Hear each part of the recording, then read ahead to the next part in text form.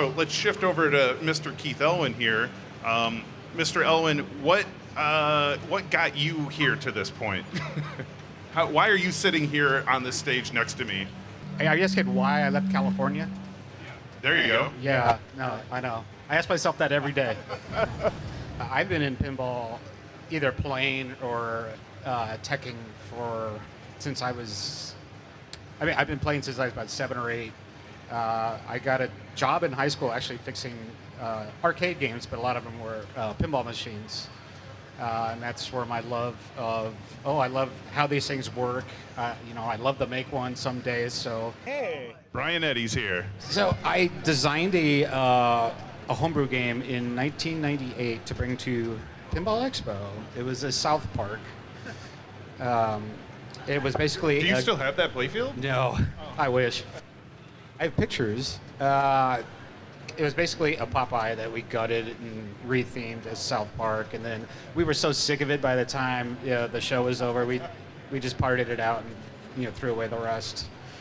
But yeah, I've always been interested in design, but then kind of life went on. I was working as worked for an operator, then I started operating games myself, and then I started getting bored with that, and I started I talked to my brother who just retired, and I was like, hey, let's make a homebrew game because, the Fast and P-Rock stuff all just came out. And I was like, I had fun doing it for a while. Obviously, I kind of sick of it at the end because I was doing everything. So, hey, if I have a partner, he's going to do the software, I can do this. This would be a lot more fun this time. And, it won't have to be Popeye rules with South Park artwork. Yeah, so we got kind of brainstormed ideas, and we were both really into Archer at the time. I was like, let's do Archer. It's just like a Bond ripoff, and just I'll use all these assets and whatever. And so, we made that, and I think it was Lyman Sheets who actually was like, oh, George really likes your Archer layout, and I was like, oh, okay, cool. You should come. You should talk to him. That's all right. So I reached out to George, and this is when Batman '66. Was underway. And I reached out to George. He got back to me right away. And then I didn't hear from him for like 6 months. I was like, all right, whatever. Then we took Archer to a couple of pinball shows, just letting everyone play it, and having fun. And then George finally gets back to me again. He's like, oh, sorry, man, I've been super busy. Yeah, let's talk. And so we talked, and he was like, oh, my God, I love your game, because he finally got to play it. And, the rest is kind of history. He's like, no, I don't know. I want you here. I want to teach you. And this was 2016. I moved out here 2016, almost 10 years ago. And regretted it ever since. Now I'm sitting here with you. Yeah, you made it. Can you walk us through a little bit of taking your Archer layout and what went into adjusting it or changing it to fit the game that became Iron Maiden? Yeah, so the funny thing is when I got hired, I thought, oh, cool, I get to make a new game because I was so sick of this layout. I've been working on it for 4 years. I was like, oh, and George is like, no, do this layout. And I was like, oh, all right. So, yeah, basically, because we cheated, we had an old Congo cabinet that Archer was in, which was actually, the playfield was actually an inch longer than what the Sterns are. So George helped me, compress it a bit and get it shooting just like Archer did. But that was basically it. It was pretty much a one-to-one of Archer. We got rid of the scoop and replaced it with a captive ball. But right. Other than that, it's pretty much the same. Did you have a grasp on AutoCAD or SolidWorks going into that at all? Oh God, no.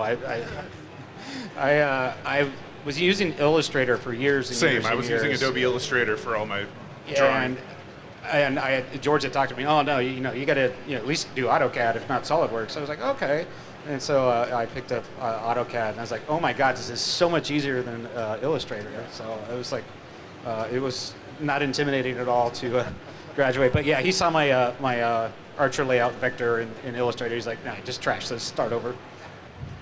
So what would you say is the favorite thing you've worked on a game so far? Like what, out of your babies that you've created, I know it's hard to pick, but what's your favorite thing that you've put in or on a game so far?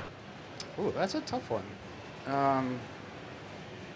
The building on Godzilla was something I was noodling with for years. I was like, oh, I want this, this building that collapses and drops balls everywhere.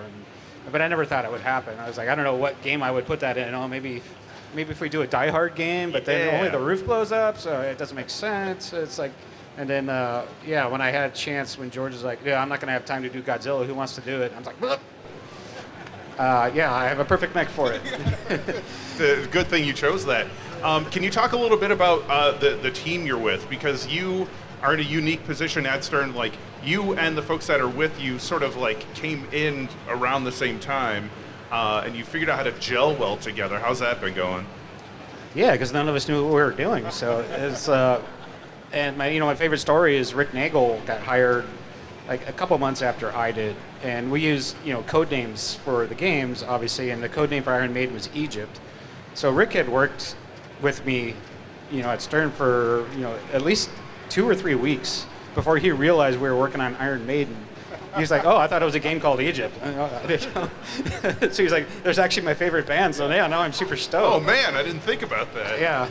So we already had a SolidWorks layout done, and Harrison came in. He just trashed it, started over, and then he actually worked with me, step by step. And now that we've worked together so much, the less work I have to do. I could just tell him, I'll give him a CAD layout, and I was like, he'll look at it and know what I'm trying to do, and make whatever corrections, and then we'll fire up the laser, cut it, ball guide, try it, yep, or no, this sucks. So it's nice having an engineer who knows what I'm trying to do, and so I don't have to explain it to him. So yeah, no, we work really well together.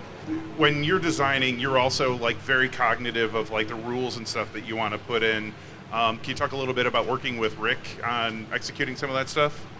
Oh yeah, Rick's amazing. I can just write up a document. I want all this to happen, and he'll say, "Oh yeah, no problem." And then he'll either shoot something out right away, or it'll take a couple weeks. He's like, "Yeah, that was a pain in the ass, but I didn't want to discourage you from it, but I got it working." So a good example is the 8-bit mode on Jaws. Is like, I want to do this mode, this challenge mode where you're playing a completely different game on the same playfield. And so, I kind of wrote up this document. He's like, "Oh yeah, no, cool, no problem." Then we actually went to implement it where, basically we had this whole screen where we're tracking swimmers and have sharks moving around in all these different stages. And yeah, like 3 months later, he was like, "Man, I never want to do that again." It was so much work, but we had a blast. I love playing that now and then, just, play a little just 5-minute game. Yeah.